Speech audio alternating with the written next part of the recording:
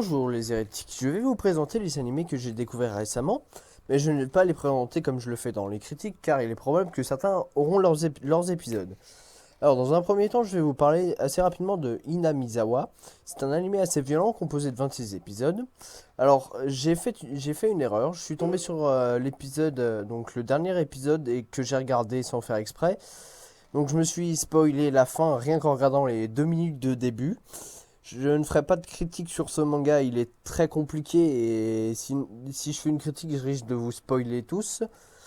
Puis peu de temps après, je suis tombé sur un autre animé qui s'appelait Imocho, qui sera sûrement le prochain épisode des critiques. Il sera sûrement ici d'ici là, d'ici 1 ou 2 semaines. Il est composé de 12 épisodes. Je l'ai trouvé en me baladant dans les tréfonds de Dailymotion. C'est un ecchi assez marrant. L'histoire est complètement dingue, mais je ne vais pas vous la raconter, sinon ce ne serait pas drôle.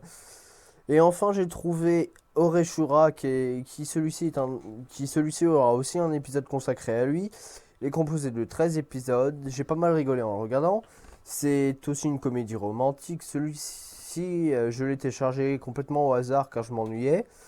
J'ai bien fait. Je ferai sûrement sa critique d'ici la fin du mois de juin, à la fin de mon stage du coup.